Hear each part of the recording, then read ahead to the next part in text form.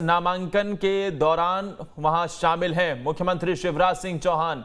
तमाम बीजेपी शासित राज्यों के मुख्यमंत्री भी वहां पर पहुंचे हुए हैं। बीजेपी की एनडीए की राष्ट्रपति उम्मीदवार द्रौपदी मुर्मू जो नामांकन दाखिल करने जा रही हैं। द्रौपदी मुर्मू संसद भवन पहुंची, वहां पर वो नामांकन दाखिल करने जा रही हैं और तमाम बड़े दिग्गज नेता, केंद्र के मंत्री, प्रधानमंत्री नरेंद्र मोदी, रक्षा मंत्री राजनाथ सिंह, बीजेपी के राष्ट्रीय अध्यक्ष जेपी नड्डा सब मौजूद हैं और यह नामांकन दाखिल करने की प्रक्रिया हम आपको दिखा रहे हैं।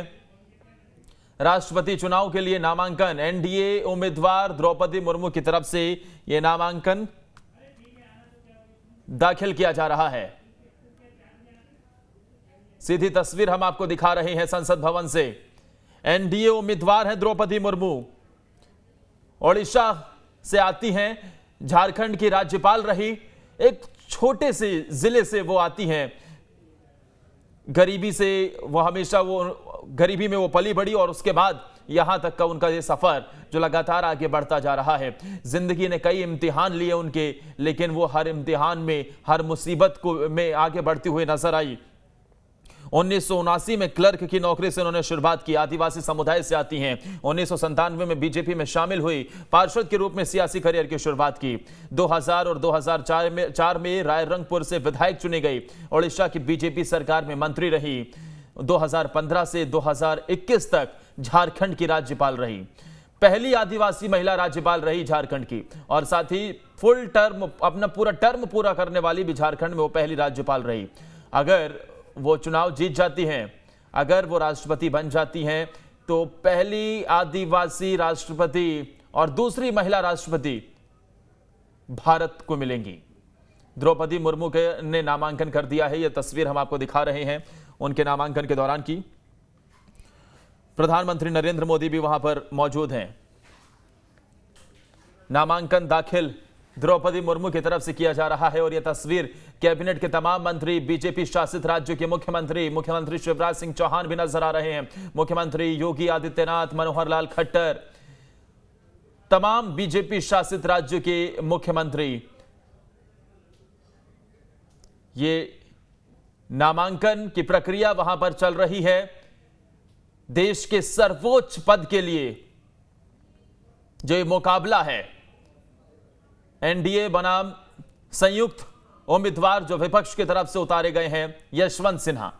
एनडीए की तरफ से द्रौपदी मुर्मू 64 साल की, रायरंगपुर ओडिशा से आती हैं, झारखंड की राज्यपाल रही, क्लर्क से नौकरी की उन्होंने शुरुआत की और आज देश के सर्वोच्च पद के लिए वो नामांकन दाखिल करते हुए एनडीए प्रत्याशी के तौर पर नजर आ रही हैं। और अगर वो ये चुनाव जीतती है तो जाहिर सी बात है, देश को पहली महिला आदिवासी राष्ट्रपति मिलेंगी देश के सर्वोच्च पद के लिए, क्योंकि 24 तारीख को राष्ट्रपति रामनाथ कोविंद का यह कार्यकाल खत्म हो रहा है। पहले प्रस्तावक प्रधानमंत्री नरेंद्र मोदी बने। 4 सेट में पर्चा और एनडीए जीत तय करने में जुटा है। अगर संख्या बल के हिसाब से देखी जाए, वोटों की संख्या के हिसाब से देखी जाए, तो अभी फिलहाल ये एनडीए के पक्ष में जाता हुआ नजर आ रहा है। लेकिन ये क्योंकि यशवंत सिन्हा को चुनावी मैदान में उतारा गया, तो उसके बाद यह मुकाबला दोनों तरफ से देखने को मिलेगा। रायसीना के इस रेस में सवाल यह कि अगला राष्ट्रपति कौन होगा, यह देखने वाली बात होगी। एनडीए उम्मीदवार द्रौपदी मुर्मू की तरफ से नामांकन दाखिल किया जा रहा है। नामांकन दाखिल द्रौपदी मुर्मू की तरफ से किया जा रहा है। पीएम मोदी, जेपी नड्डा प्रस्तावक बने हैं। राष्ट्रपति चुनाव के लिए नामांकन दाखिल द्रौपदी मुर्मू की तरफ से किया जा रहा है, जिसकी तस्वीर हम आपको दिखा रहे हैं। ओडिशा से आती हैं, क्लर्क के तौर पर उन्होंने नौकरी की शुरुआत की। जिंदगी की बात की जाए तो उनके जिंदगी में कई इम्तिहान उनके लिए गए। पति का निधन जल्द हो गया, 2 बेटे उनके, दोनों बेटों का निधन हो गया, एक बेटी है उनकी। और ऐसे में कहीं ना कहीं एक ऐसा मोड़ था जब उनके सामने परेशानियों का अंबार था, लेकिन वो कभी हारी नहीं, वो हमेशा डटी रही और हर कदम आगे बढ़ाती रही। आज देश के सर्वोच्च पद के लिए वो नामांकन दाखिल कर रही हैं।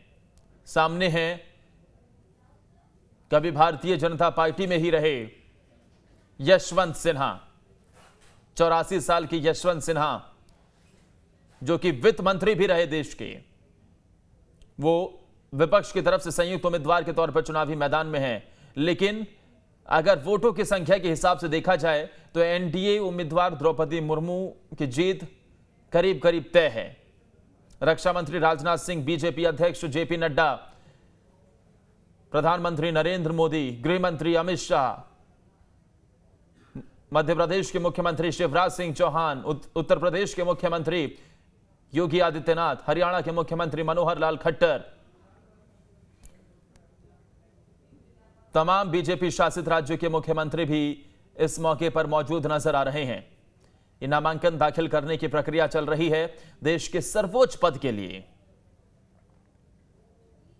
रायसीना की रेस में अगला राष्ट्रपति कौन होगा, देश के सर्वोच्च पद के लिए ये फिलहाल नामांकन चल रहा है।